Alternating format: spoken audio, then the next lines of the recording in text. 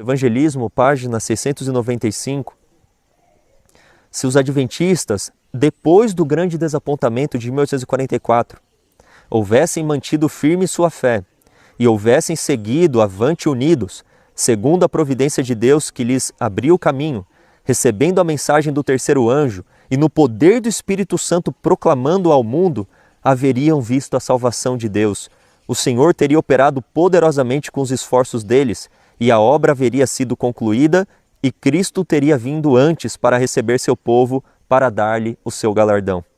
Houvesse todo o corpo de crentes adventistas se unido nos mandamentos de Deus e na fé de Jesus, quão grandemente diversa teria sido a nossa história. Uau, que texto poderoso esse, queridos! Após o desapontamento, se o povo tivesse se mantido unido, recebendo a mensagem do terceiro anjo e cheio do Espírito Santo, maduros agora para a colheita, tivessem proclamado o Evangelho, Jesus Cristo teria voltado. A promessa é incondicional, mas o quando é condicional. Diz outro texto, Testemunhos para a Igreja, volume 6, página 450. Se o propósito de Deus de dar ao mundo a mensagem de misericórdia houvesse sido cumprido por seu povo, Cristo haveria vindo já à terra e os santos teriam recebido as boas-vindas na cidade de Deus. Então, se nós cumprirmos o propósito de Deus como povo, nos colocarmos na posição que Deus ele quer nos colocar e permitirmos que o nosso eu seja completamente conduzido e guiado pelo Espírito Santo, cumpriremos o propósito de Deus e veremos em nossa geração Cristo voltando com poder e glória. Testemunhos para a Igreja, volume 8, páginas 22 e 23. É privilégio de todo cristão não só aguardar, mas mesmo apressar a vinda de nosso Senhor Jesus Cristo. Se todos os que professam seu nome estivessem produzindo fruto para sua glória, quão rapidamente seria lançada em todo o mundo a semente do Evangelho. Depressa amadureceria a última seara e Cristo viria para juntar o precioso grão. Olha só que interessante, esse texto apresenta o princípio da colheita. Para que Cristo venha, para que Cristo volte para colher o precioso grão, este grão precisa estar então maduro. Evangelismo, página 696. Não era a vontade de Deus que a vinda de Cristo houvesse sido assim retardada. Não era desígnio seu que seu povo, Israel, vagueasse 40 anos no deserto. Prometeu conduzi-los diretamente à terra de Canaã e estabelecê-los ali como um povo santo, sadio e feliz. Aqueles, porém, a quem foi primeiro pregado, não entraram por causa da incredulidade. Seu coração estava cheio de murmuração, rebelião e ódio, e ele não podia cumprir seu concerto com eles. Olha só que interessante. Então, a promessa de introduzir o povo de Israel em Canaã era uma promessa incondicional. Mas o quando eles entrariam em Canaã foi condicional ao quê? A resposta de fé do povo. Certamente você lembra em Cades Barneia, em que o povo estava ali reunido, foram enviados alguns espias para a terra, para que então trouxessem um relatório a respeito daquilo que eles haviam visto. Então eles trouxeram um relatório de que de fato era uma terra abundante, era uma terra rica, que manava leite e mel, mel de tâmara, alguns dizem, né?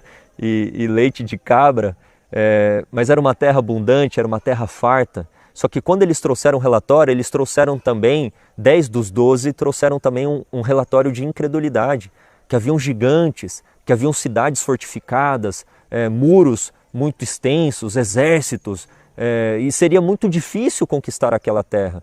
Mas Josué e Caleb se posicionaram ao lado de Deus, da promessa de Deus, de que Deus seria então poderoso para introduzir o seu povo na terra prometida, mas os 10 espias acabaram então incendiando o acampamento de Israel com a sua incredulidade. E muitos se colocaram em oposição a Deus, a Moisés, ao próprio Arão, Josué, Caleb, a ponto de querer o povo apedrejá-los. Então a glória de Deus ali se manifesta, cada um volta para sua tenda e então Deus depois ele emite a sentença da incredulidade. Vocês irão vaguear neste deserto por 40 anos e toda esta geração morrerá e apenas os filhos de vocês entrarão na terra prometida. Aquilo foi pesado para eles, no sentido de que a incredulidade produziu o seu fruto, a sua consequência, de que eles agora ficariam vagueando durante 40 anos no deserto. E quando eles receberam essa mensagem, eles falaram, não, vamos então conquistar Canaã. E eles entenderam, não haviam compreendido que Deus já havia então dado a sentença E eles pensaram, não, agora a gente vai conquistar os povos. E Moisés disse, não vão, e a Arca da Aliança não irá com vocês. Isso não é fé, isso é presunção. E qual que é a diferença entre fé e presunção? A presunção é a falsificação da fé. A fé se apodera das promessas de Deus, a presunção também, mas a fé se submete, a fé obedece, a presunção não, a presunção ela desobedece. Darei outro exemplo aqui para vocês, quando nós realizamos vigílias, semanas de oração, encontros para clamarmos pelo derramamento do Espírito Santo. Deus prometeu, o tempo é agora. O tempo não alterou a promessa de Deus, Ele prometeu derramar o seu Espírito sobre nós, é a promessa de Deus.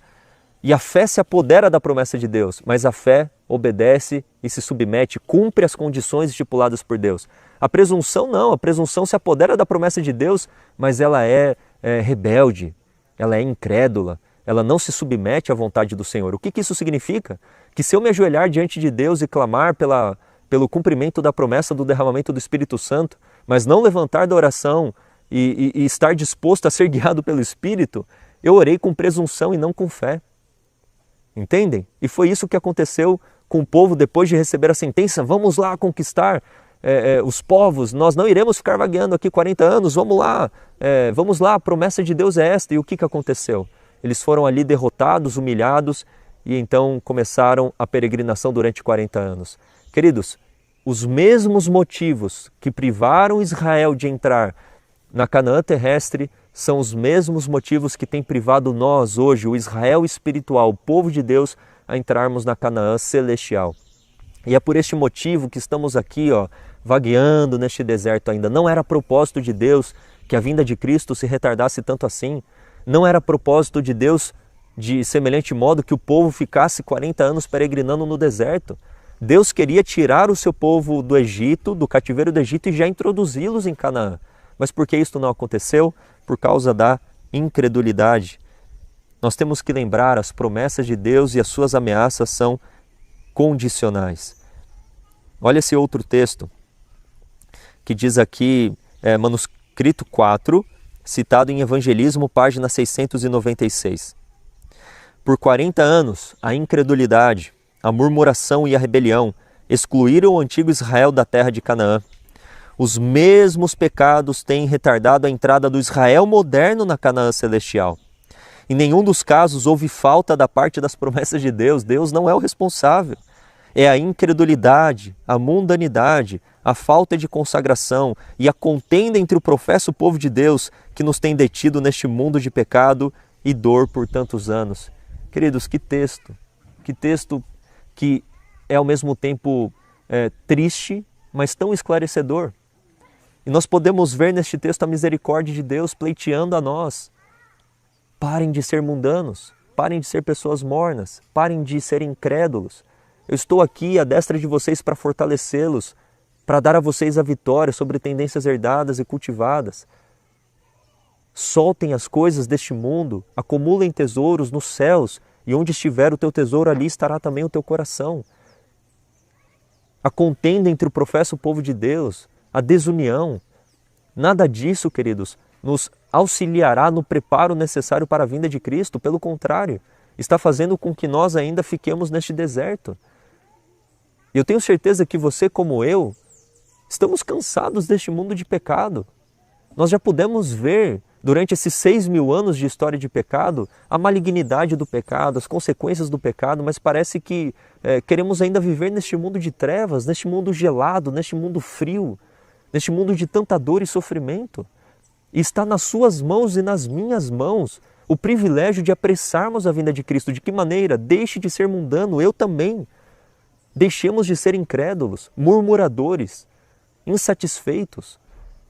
Pessoas que ficam no muro, não se posicionam, recebem a verdade, recebem a vontade de Deus e ficam racionalizando. Nós temos que entender que o eu, ele é desesperadamente corrupto.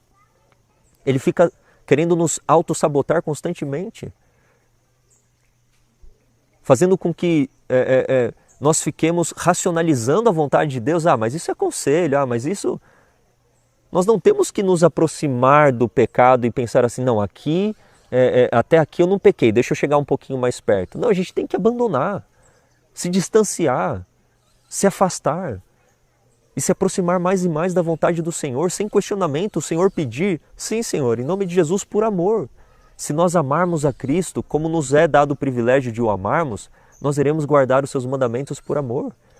E iremos abandonar tudo aquilo que desagrada o nosso Senhor, abandonarmos tudo aquilo que não é aquilo que Cristo tem nos dado para o nosso bem. Tudo que Deus pede é porque Ele é o nosso Pai e Ele nos ama. E louvado seja Deus por isso.